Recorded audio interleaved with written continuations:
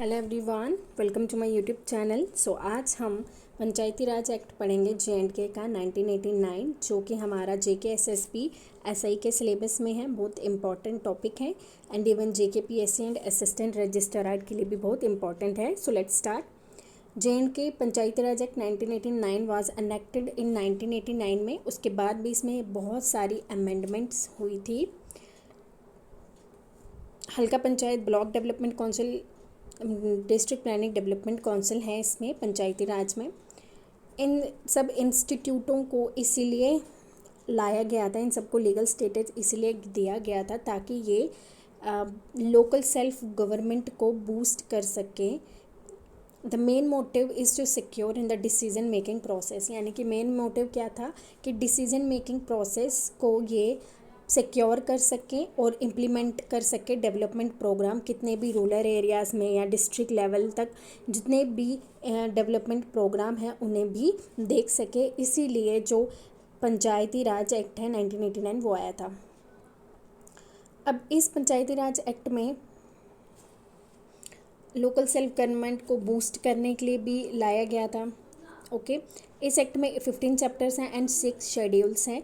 इसने 3 tier of system of government provide किया था।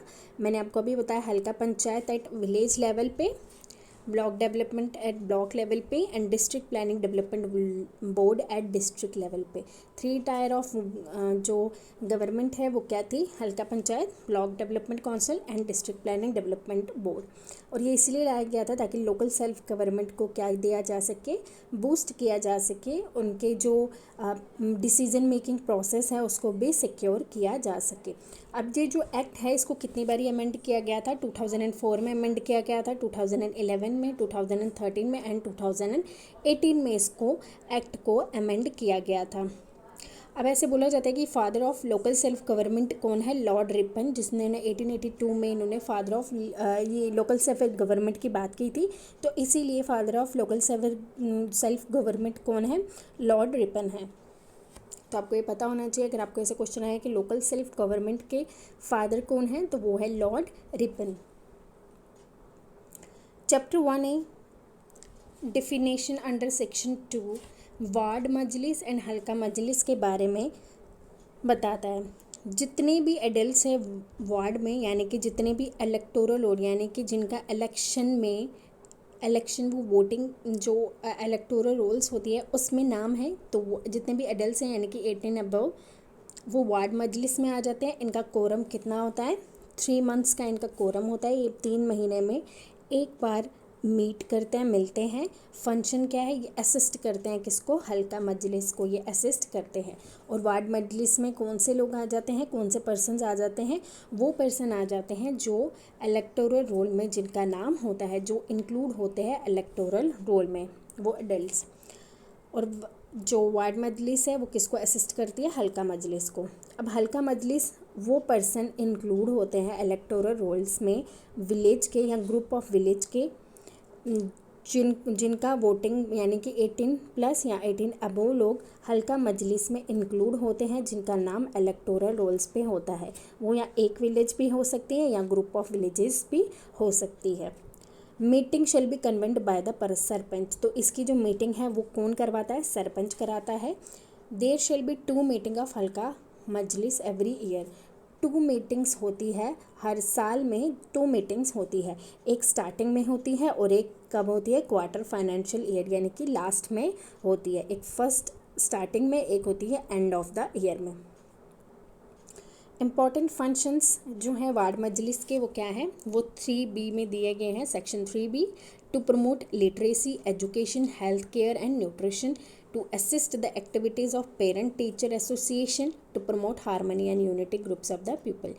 लिटरेसी को प्रमोट करना, एजुकेशन को प्रमोट करना, पेरेंट टीचर एसोसिएशन की एक्टिविटीज़ में हिस्सा लेना, हारमोनी एंड यूनिटी को प्रमोट करना, ये किसके फंक्शन है, वार्ड मजलिस के फंक्शन है। अब है हल्का मजलिस, ये आते हैं सेक्शन 3D।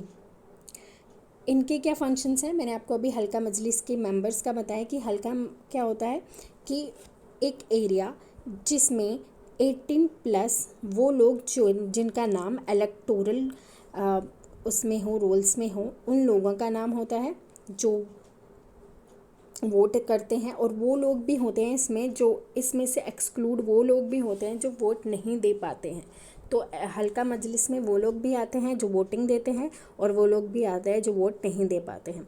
तो उसमें एक विलेज भी आ सकती है, एक ग्रुप ऑफ विलेज भी आ सकती है। तो इसके फंक्शंस आते हैं सेक्शन 3D में। To approve the plan and programmes project for the social economic purpose, यानी कि प्लान्स एंड प्रोग्राम्स बनाना, मैनेज करना वाटर बॉडीज़ को, कंट्रोल करना इंस्टीट्यूशन को, जो इनके सोशल सेक्टर्स के जितने भी इंस्टीट्यूशन हैं उनके फंक्शंस को कंट्रोल करना। अब है चैप्टर सेकंड, जैसे chapter 1 it deals with the halqa majlis, and chapter second it deals with the halqa panchayat. There shall be halqa panchayat in the village. Every halqa panchayat shall consist of panches, यानी कि हल्का पंचायत में क्या होंगे, पंचेस होंगे। 7 से कम नहीं होंगे और 11 से ज़्यादा नहीं होंगे। 7 और 11 के बीच में मेंबर्स हो सकते हैं, मगर 7 से कम नहीं हो सकते या 11 से ज़्यादा नहीं हो सकते। इसमें सरपंच जो है उसको एक्सक्लूड किया गया है। ये सिर्फ पंचेस की बात करें कि पंचेस जो है वो 7 से कम नहीं होने चाहिए और 11 से ज़्यादा नहीं होने चाहिए, एक्सक्लूड सरपंच। 2018 की अमेंडमेंट के बाद इस सरपंच को एक्सक्लूड कर दिया गया था, तो ये आप नोट रखिएगा। सरपंच को डायरेक्टली इलेक्ट किया जाता है by the halqa panchayat member के द्वारा। सरपंच को, नायब सरपंच को इलेक्ट किया जाता है बाय पंचेस। तो आपको याद होना चाहिए कि जो सरपंच हैं, जो नायब सरपंचेस होते हैं, उन्हें इलेक्ट कौन करता है, उन्हें इलेक्ट करता है पंचेस। मीटिंग महीने में एक बार ये मिलते हैं। सेक्शन 5 इम्पॉर्टेंट है, सेक्शंस भी याद रखिएगा। Section 5 related with the term of office, that is 5 year. Section 6 is related with the disqualification of the membership.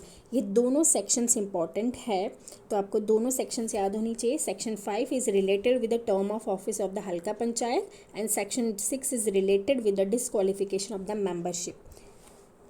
Note, Jammu and Kashmir amendment act of 2004 provide reservation for both ST and SC। अब reservation of both ST and SCs कौन सी amendment में आई थी, तो वो 2004 amendment में आई थी। अब chapter 3 जो है वो डील करता है function of the halqa panchayat. अब इसके फंक्शंस पढ़ने हैं हमने। To prepare plans and development of हल्का पंचायत इन कंसलेशन विद हल्का मजलिस। प्लान्स करना हल्का पंचायत के लिए हल्का मजलिस के कंसल्ट के साथ। To undertake major for the implementation of the developmental plans बनाना। फेयर्स एंड फेस्टिवल को रेगुलेट करना। बिल्डिंग्स बनाना, shops, entertainment houses and checking of offence and dangerous trade को भी देखना। Construction and maintenance of slaughter houses को भी construct करना, उनको मेंटेन करके रखना। Regulation of sales and preservation of meat and processing of chicken and hides. तो आपको इसमें इंपॉर्टेंट चीज़ याद क्या रखनी है कि सरपंचेस को इलेक्ट कौन करता है, डेट इज़ पंचेस करते हैं, एंड इसके मेंबर जो हैं वो 7 से कम एंड 11 से ज़्यादा नहीं होना चाहिए, एक्सक्लूडिंग सरपंच। एंड इनकी जो सेक्शन 5 है deals with the term of office, that is 5 year. Section 6 is related with the disqualification of the membership. अब आ जाता है section chapter 6 deals with the block development council. Chapter 6 जो है is related with block development council. Halqa panchayat and sarpanches are from the member, यानी कि इसके जो मेंबर होते हैं ब्लॉक डेवलपमेंट काउंसिल के, हल्का पंचायत के मेंबर सारे और सरपंच होते हैं किसके मेंबर, ब्लॉक डेवलपमेंट काउंसिल के। वो अपने में से ही, यानी कि जो हल्का पंचायत के मेंबर्स हैं या सरपंच है, ये अपने में से ही चेयरमैन चुनते हैं, अपने में से ही चेयरमैन चुनते हैं ब्लॉक डेवलपमेंट काउंसिल का। ब्लॉक डेवलपमेंट काउंसिल का चेयरमैन हल्का पंचायत के सरपंचेस में से ही जो उनके मेंबर्स होते हैं उन्हीं में से चुना जाता है। स्पेशल प्रोविजंस होते हैं शेड्यूल का, शेड्यूल ट्राइब एंड वुमेन के लिए। Under section 41 says members of the हल्का panchayat can elect among themselves the chairman of BDC। यानी कि जो मैंने आपको अभी बताया कि जो हल्का पंचायत के सरपंचेस होते हैं या उनके जितने भी मेंबर्स होते हैं उसमें से ही ब्लॉक डेवलपमेंट काउंसिल का जो चेयरमैन है उसे चुना जाता है। मगर उसको चुना किस सेक्शन के द्वारा जाता है, सेक्शन 41 के द्वारा उसे चुना जाता है। तो आपको सेक्शन इसकी याद होनी चाहिए कि section 41 says that all the members of the हल्का panchayat can elect among themselves as the chairman of the block development council। अब जो भी चेयरमैन होगा, जैसे कि कोई भी एक चेयरमैन को चुन लिया जाएगा हल्का पंचायत के मेंबर्स में से, उसको सरपंच की जो पोस्ट है उसे वैकेंट करना पड़ेगा, उसे छोड़ना पड़ेगा। तो एक आपको ये चीज़ याद रखनी है कि जब वो अगर ब्लॉक डेवलपमेंट काउंसिल का चेयरमैन बन जाता है तो उसको सरपंच की जो सीट है उसे वैकेट करना पड़ेगा। Block development council officer will be the secretary of the block development council. अब बीडीओ ब्लॉक डेवलपमेंट ऑफिसर जो है वो सेक्रेटरी होता है किसका, ब्लॉक डेवलपमेंट काउंसिल का। इसका टेन्योर कितना है, 5 ईयर। ये 3 महीने में एक बार मिलते हैं। ब्लॉक डेवलपमेंट काउंसिल में कौन कौन होता है, चेयरमैन, वाइस चेयरमैन और सेक्रेटरी होता है। चेयरमैन होता है, वाइस चेयरमैन एंड सेक्रेटरी। अब मैंने आपको ब्लॉक डेवलपमेंट काउंसिल पढ़ा दिया कि 6 चैप्टर जो है is related with block development council, और सेक्शन 41 सेज कि मेंबर जो हैं हल्का पंचायत के वो अपने में से ही ब्लॉक डेवलपमेंट काउंसिल का चेयरमैन चुन सकते हैं। जैसे ही वो अपने में से कोई चेयरमैन चुनते हैं तो उस पर्सन को अपनी सीट जो है सरपंच की उसको वेकेट करना पड़ेगा। उनका टेन्योर है 5 ईयर्स एंड वो 3 मंथ्स में एक बार मिलते हैं। अब हम पढ़ेंगे district planning development board. District planning development board जो है उसका chapter 11 section 45 contain provision regarding district planning development board. इसके मेंबर्स कौन से हैं, chairperson of block development council, MPs होते हैं, एमएलएज होते हैं, टाउन एरिया कमेटी के चेयरमैन होते हैं, प्रेसिडेंट होते हैं म्यूनसिपल कमेटी के, और chairperson and vice chairperson elect किए जाते हैं देमसेल्फ। जो चेयरपर्सन होते हैं और जो वाइस चेयरपर्सन होते हैं ब्लॉक डेवलपमेंट काउंसिल के, वो अपने में से ही इलेक्ट करते हैं as district planning development board के मेंबर्स को। सेक्शन 46 जो है सेक्शन, वो डिस्ट्रिक्ट प्लानिंग डेवलपमेंट बोर्ड के फंक्शंस को बताता है। Section 46 to consider and guide the formulation of developmental programmes, को फॉर्मुलेट करना, उससे गाइड करना, बहुत सारी स्कीम्स के बारे में बताना, issues related with the speedy development, यानी कि अगर डेवलपमेंट नहीं हो रही है उसके क्या इश्यूज़ हैं उसके बारे में बताना, फाइनलाइज करना, फॉर्मुलेट करना प्लान को, non budget for the district, यानी कि बजट प्रिपेयर करना डिस्ट्रिक्ट के लिए, बजट अप्रूव करना ब्लॉक डेवलपमेंट काउंसिल के लिए, उसको सुपरवाइज करना, उसे कोऑर्डिनेट करना उनके कामों के लिए, पॉलिसीज़ गाइडलाइंस बताना ब्लॉक डेवलपमेंट काउंसिल को और हल्का पंचायत को, अंडरटेक स्पेशल मेजर्स बताना ताकि पॉवर्टी को कम किया जाए और एम्प्लॉयमेंट को जनरेट किया जाए। तो इसके फंक्शंस जो हैं वो कौन से सेक्शन में हैं, section 46 is related with the function of district planning development board. Last one is panchayat अदालत। पंचायत अदालत, देयर शिल बी पंचायत अदालत फॉर एवरी हल्का। 5 मेंबर्स होंगे इस पंचायत अदालत के। अब इसमें chapter 12 and section 48 regarding the panchayati adalat. तो इसका टेन्योर इंपॉर्टेंट है एंड इसके मेंबर्स कितने होते हैं, टोटल 5। तो आपको ये दोनों इंपॉर्टेंट चीज़ें याद रखनी है। तो इसके 5 मेंबर्स होते हैं, टेन्योर 5 ईयर्स, कोरम 3 मेंबर्स होते हैं। Chairperson shall be elected among themselves of the panchayati adalat. फिर पंचायती अदालत के मेंबर्स से ही आपस में ही चुना जाता है चेयरपर्सन को भी। और पंचायती अदालत के जो मेंबर्स हैं उनकी एज कितनी होनी चाहिए, 30 ईयर्स उनकी एज होनी चाहिए।